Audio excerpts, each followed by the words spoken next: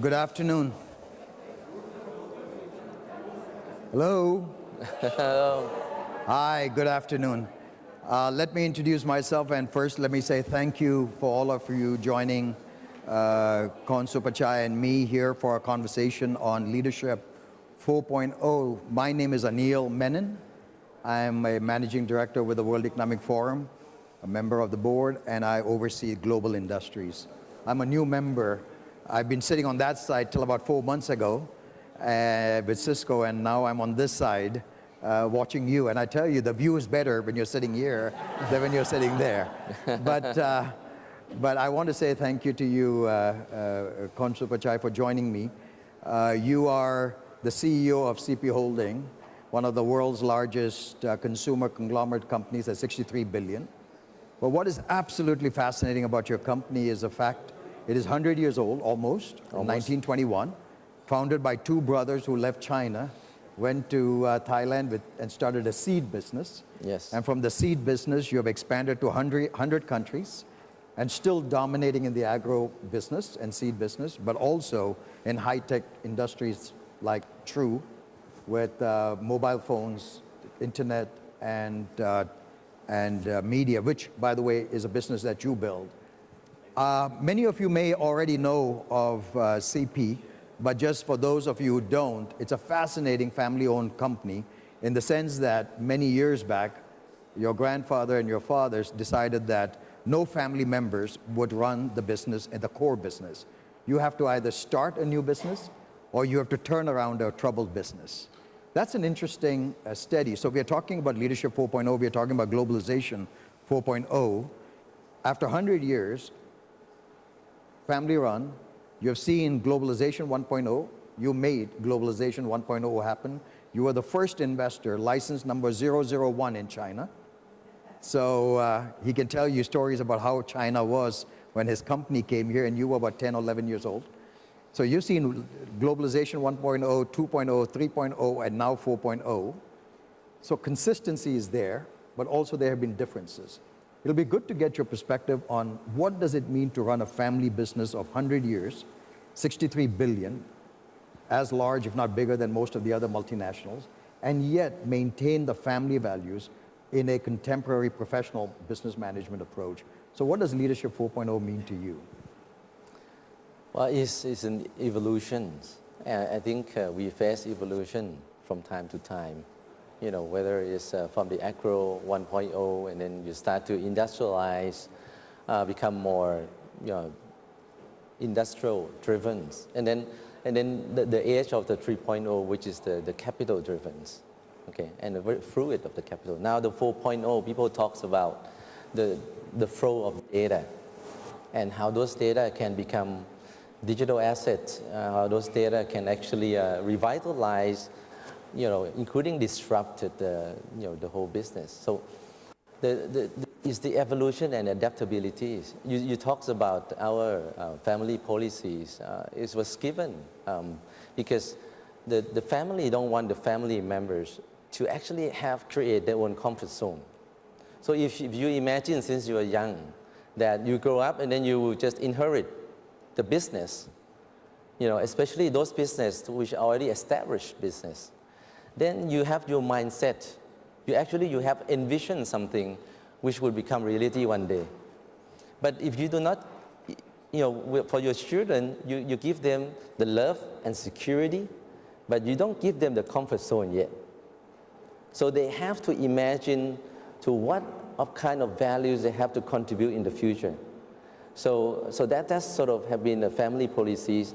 That's go hand in hand with the adaptability, and how people can look into adapting themselves towards change, and to see how can you actually be able to contribute new values. And if not, you better stay home, right? Because a lot of, at the end of the day, family business evolve into an institution. And you need all kind of talents, not only limited to your family members. And as my father said since I was young, is that if you are not contributing to the business, I better pay you to stay home. Yeah. So let me pick up on that, and I'm going to come back to the leadership values and individual values. It's very interesting. I spent this morning with Suphachai, and he mentioned this entrepreneurialism, lack of adaptability as one of the big problems, and the notion of creativity. And the other thing is, he sits on every session, and I saw him taking pictures. So clearly you're one of those students trying to learn. I want to get to that. But can you talk a little bit about your values, or the family values, the business values? What were the themes that drives not only how you run your business, but also your management approach and what you look for in leadership? So since I was young, my father, certainly he always give me this notion of how to spend the time.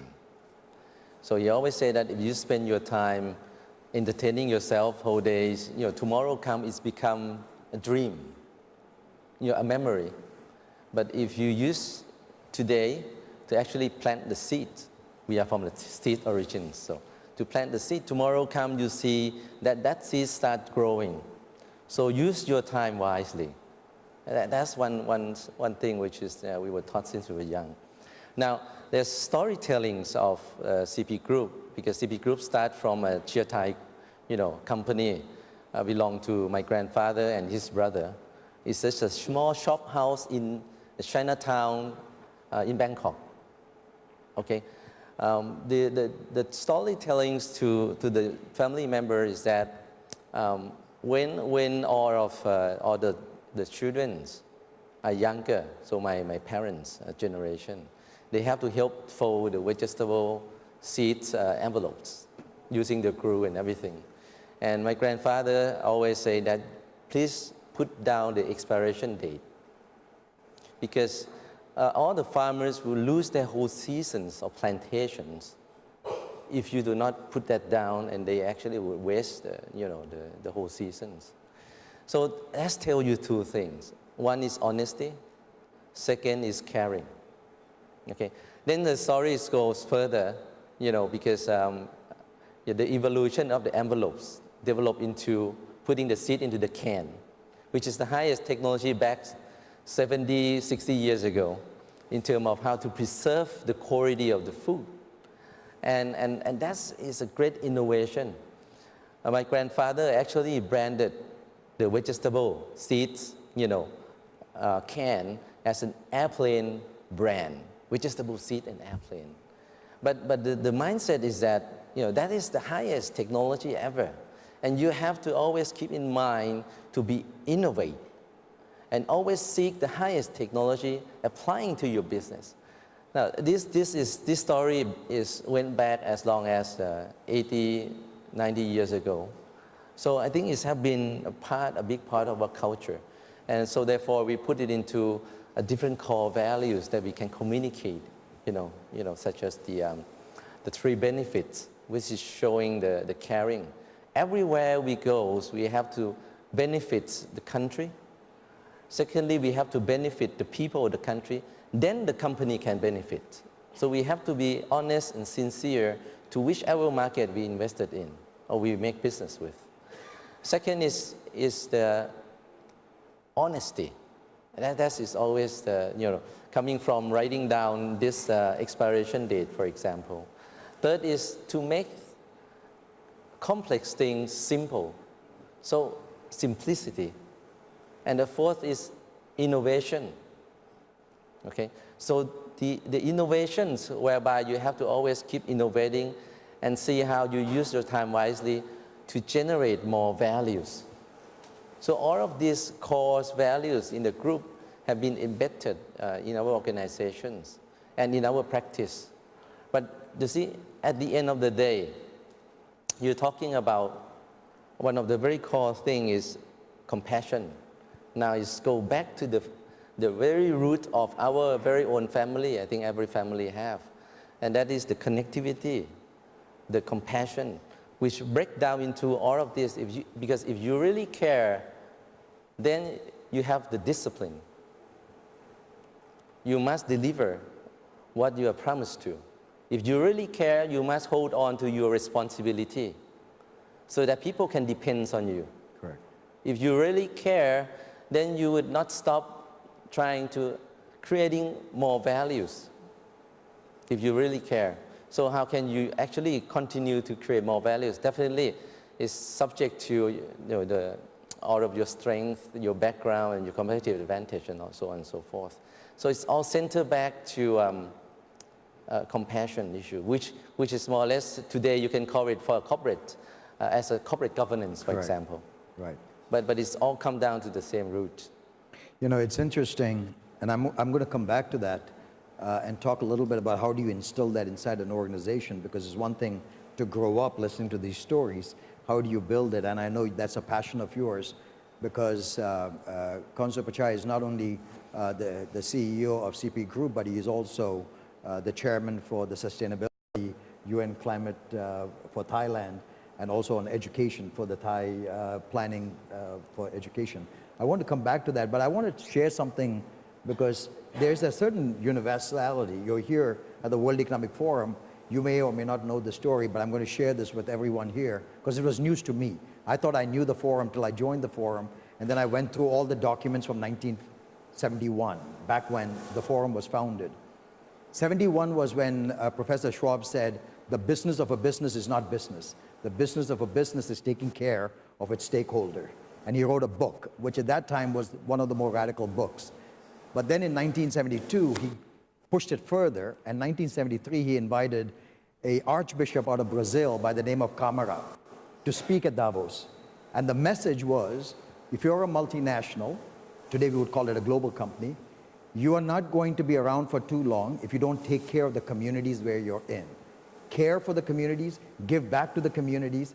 And in fact, what was interesting, in 73, when he spoke at Davos, it became such a controversial idea that many of the partners, the business partners, said they were offended that Professor Schwab brought in somebody to say that, and especially a communist, and they backed out. It could have destroyed the forum, but Klaus said, Professor Schwab said, this is the right thing. It's the important thing. A company needs to know these things. And it's interesting, your grandfather and your father and you are promoting. So some ideas are consistent. Some ideas live on. It'll be good to, if you can share for us and with us as to your institute, your leadership institute that you're building to train your entire staff, all the way from a junior to the senior, on visionary leadership and these values. Can you just tell us a little bit about how you engage with it? Yes, in fact, it's Anil, our senior chairman, my father, he started the Leadership Institutes. Now, the concept of the institutes is that leaders, you cannot really teach them. But in fact, the way we actually coach them, more or less, is through the action learning process, or experience-based learning process. And by giving them a really tough problem to solve, or really give them to pilot new things, new initiatives, giving them the freedom and authority to come up with the new business models, to actually challenge the existing, established business. So the senior chairman himself, including myself, we become also, sort of like the headmaster and the deputy headmaster. We have to actually listen to all these young, leaders presenting and working in real work. And in fact, they have to work at 7-Eleven, they have to work at the Fresh Mart, they have to, it's a hard work, actually a day-to-day hard work. A program is 6 months, some 1 year. Some can actually carry on by getting actually additional funding, the budget to actually carry on. So more or less is almost like a place which working as a sandbox, doing new things, solving tough problems, including structural. But at the same time, we let the leaders learn and also embed it and study their values. So that we have this so-called 9 sales. On one hand, we look at their productivity and performance, how they dedicate. They're being evaluated 360 by their peers, right? On the other hand, we look at their values, because values is the part that actually determine the real leadership. Whether they're caring, whether they have the courage, whether they are credible enough, And they have always become a solution drivers, the more innovative type. So those key values we have to measure at the same time, as well as they evaluating among themselves. They work as a team, I have to say this. So every year, 4,000 of these young leaders have been through the leadership institutes. And it's by action learning based. We coach them, yes, but most of the time, people can only receive things from teaching, maybe by 20%. After the teaching of lecturing of the 2 weeks, then they return us another 90%, right?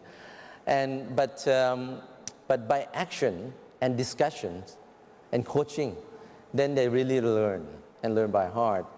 And you have to accept this, that you don't actually punish the failures, especially if they fail and they learn and it becomes a shared knowledge. Correct.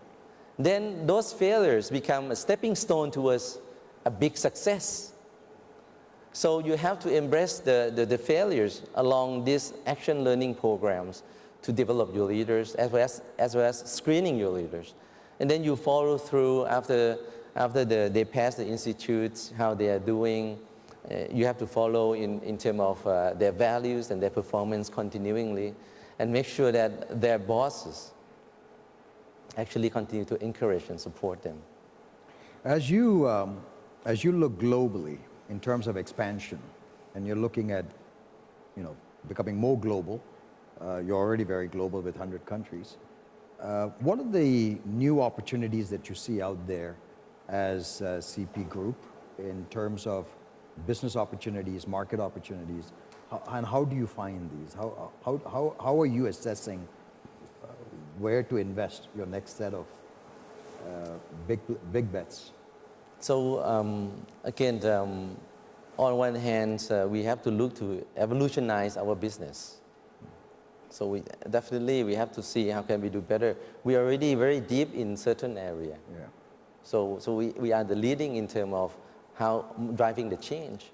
But at the same time, we have to look at all this disruptive technology, business models that are actually changing the existing business.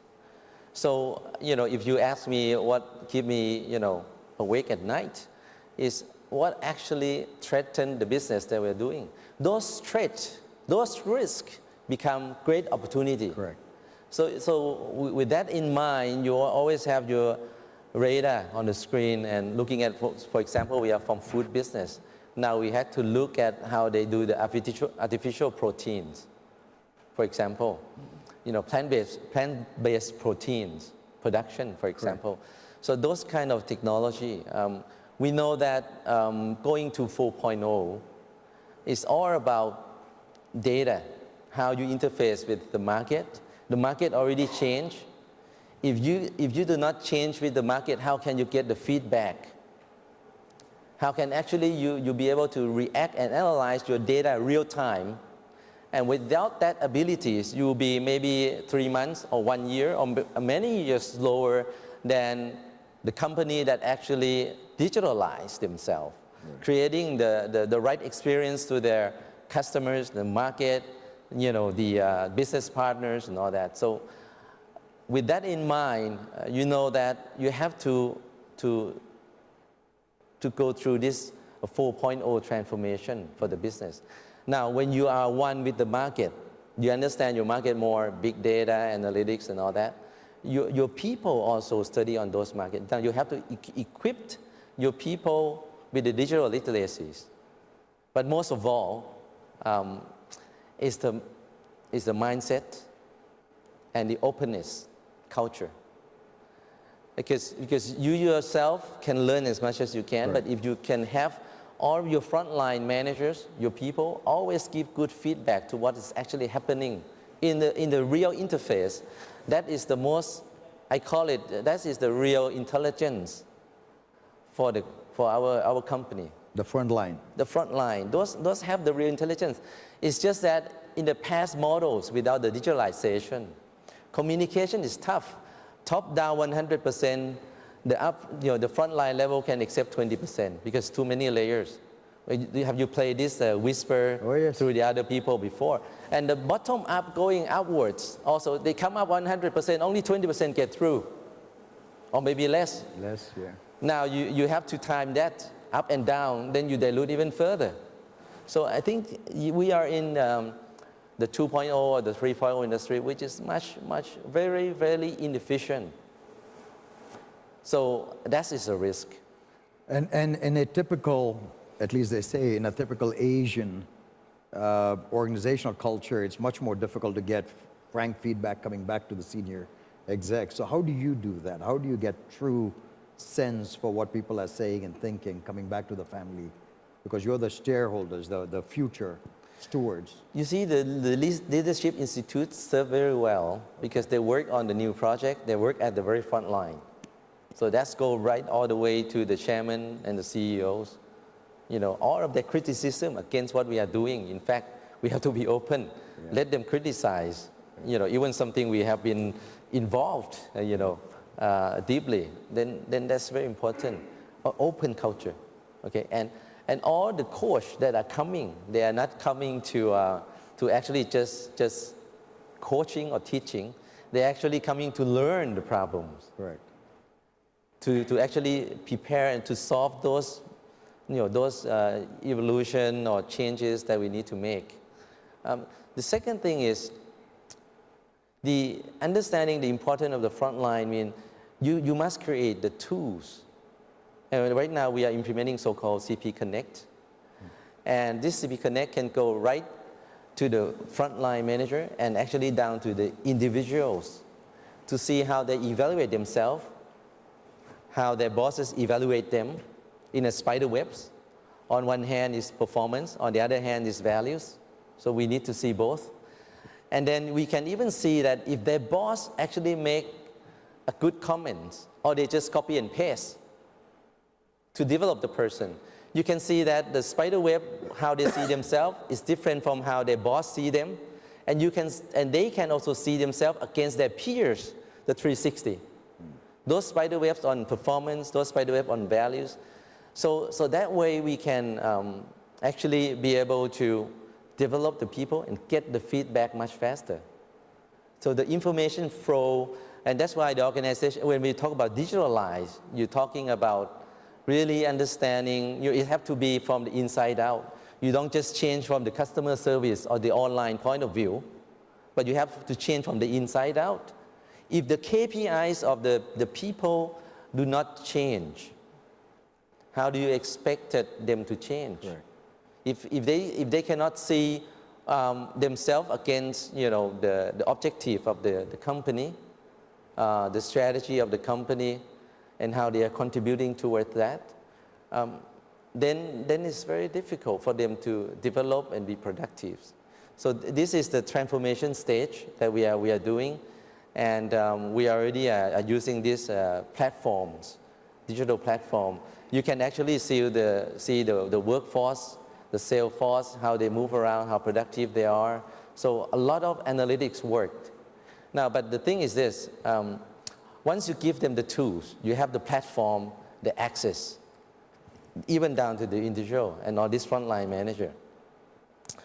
But still, again, the skill on digital literacies, we talk about reskill, relearn, and all that. We need to support them with the right academy, okay?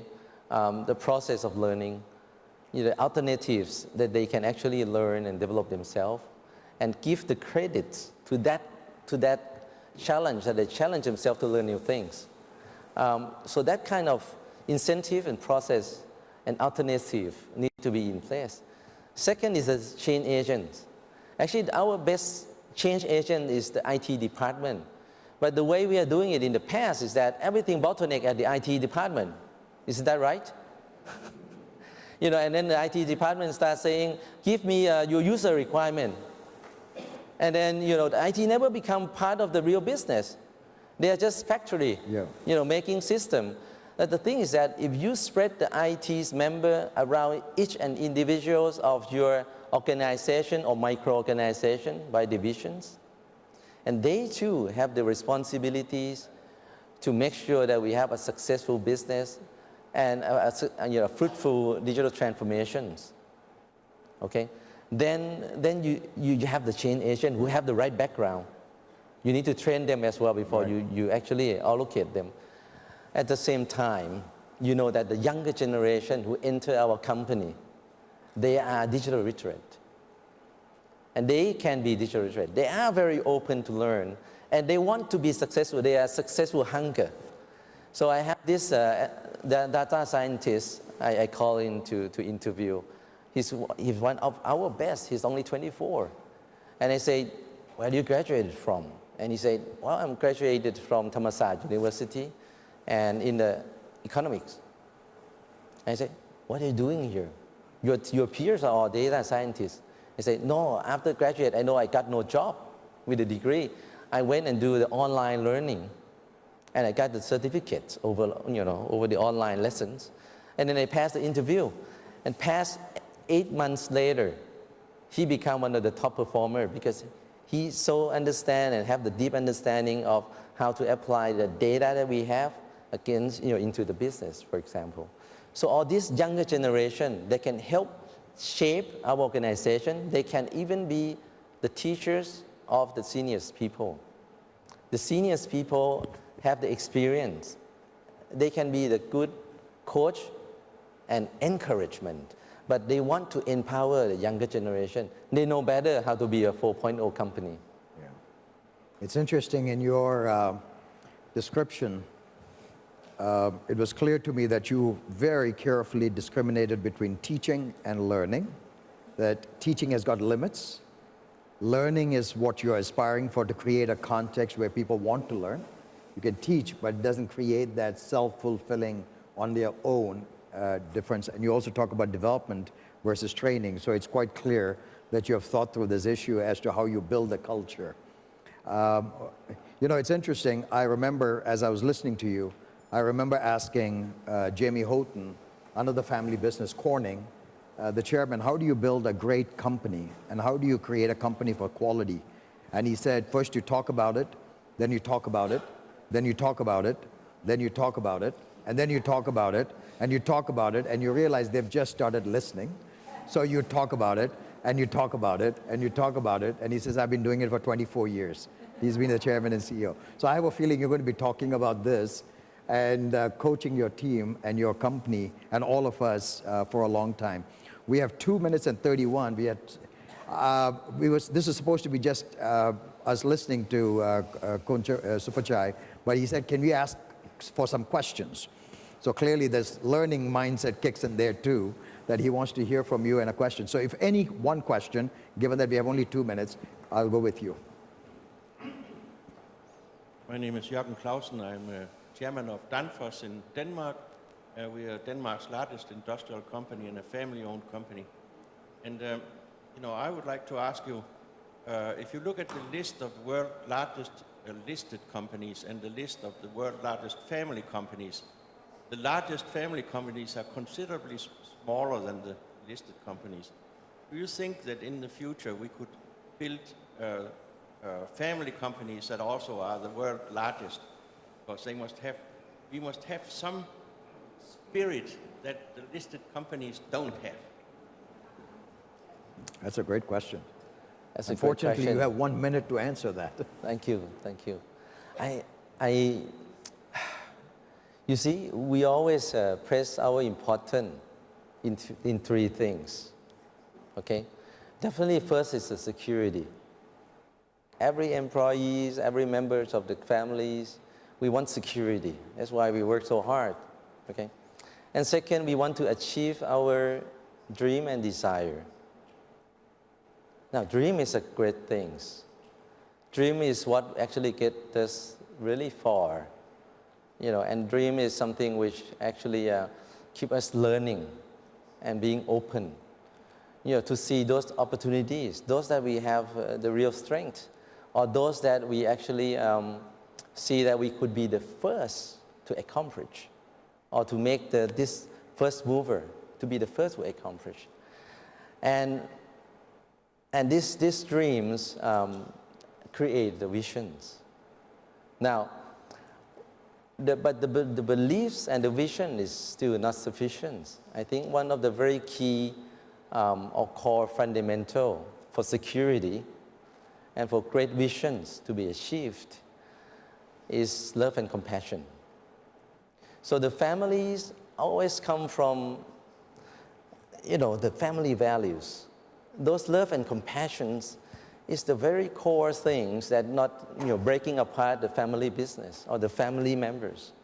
The love and compassion give you the ammunition and the motivation to realize your dreams. You could say it's a passion, you can say that it's but at the end of the day, it's about, love and compassion. Because we care about what we do, that's why we have passion. And we say we want to work on things that actually give us the pleasure, having passion. So I think those are what I think I could give to you. The thing is that if the vision is far enough, and the passions and those commitments, what you really care about is far enough, that it will always bring you there, whether you're a public company or listed company or private company.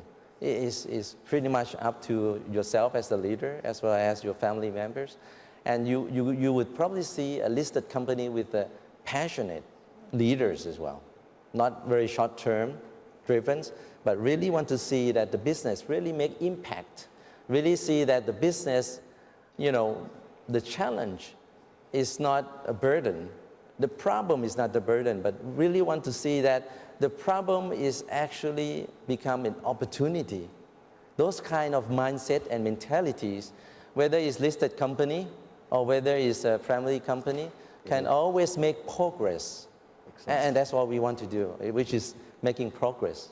And on that optimistic and positive note, let me say thank you again. This is 30 minutes went by really quick.